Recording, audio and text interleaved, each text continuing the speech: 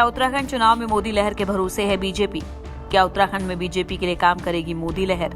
देश के जिन 5 राज्यों में विधानसभा चुनाव होने वाले हैं, उनमें से एक देवभूमि उत्तराखंड भी है, जहां की सत्ता पर बीजेपी काबिज है। हालांकि इस बार बीजेपी को कांग्रेस से कड़ी टक्कर मिलती दिखाई दे रही है। 2017 के चुनाव में बीजेपी ने मोदी लहर के सहारे चुनावी बैतरनी पार की थी और अब एक बार फिर 2022 के चुनाव में भी पार्टी मोदी लहर के भरोसे ही नजर आ रही है। दरअसल बीजेपी को उत्तराखंड विधानसभा चुनाव में मोदी फैक्टर से बड़ी उम्मीदें हैं। उसे भरोसा है जिस तरह 2017 के चुनाव में मोदी फैक्टर ने पार्टी को 70 विधानसभा सीटों में 57 सीटों पर जीत दिलाई थी, उसी तरह इस बार भी राज्य में बीजेपी को जीत मिलेगी। पार्टी का मानना है कि 2017 में बीजेपी की ऐतिहासिक जीत में पीएम मोदी का प्रभाव महत्वपूर्ण था। उन चुनावों में कांग्रेस का महज 11 सीटें ही मिल पाई थी। हालांकि सियासी जानकार इस बार बीजेपी की संभावनाओं को ज्यादा नहीं आंकते हैं। हालांकि बावजूद इसके उनका ये भी कहना है कि इस बार भी पार्टी को जो सीटें मिलेंगी वो मोदी फैक्टर की वजह से ही मिलेंगी।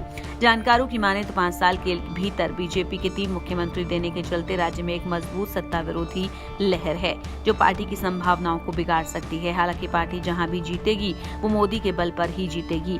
प्रदेश में 60 से अधिक सीट जीतने के अपने लक्ष्य को हासिल करने के लिए बीजेपी मोदी के जादू पर काफी निर्भर है। वर्चुअल रैलियों के जरिए अलग अलग निर्वाचन क्षेत्रों में अपने उम्मीदवारों के लिए प्रचार कर रहे बीजेपी नेता मोदी के नाम पर ही वोट मांग रहे हैं।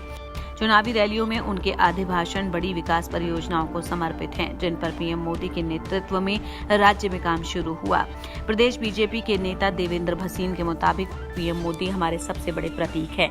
ये ऐसा कारक है जिसने हमेशा पार्टी के लिए काम किया है और आने वाले चुनावों में कोई अपवाद नहीं है।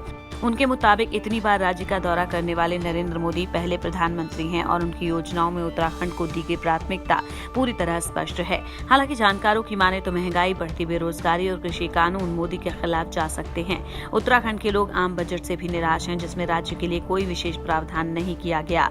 ऐसे में बीजेपी के लिए इस बार भी मोदी लहर काम करती है या नहीं, ये देखना दिलचस्प होगा। इंडिया न्यूज वायरल की रिपोर्ट।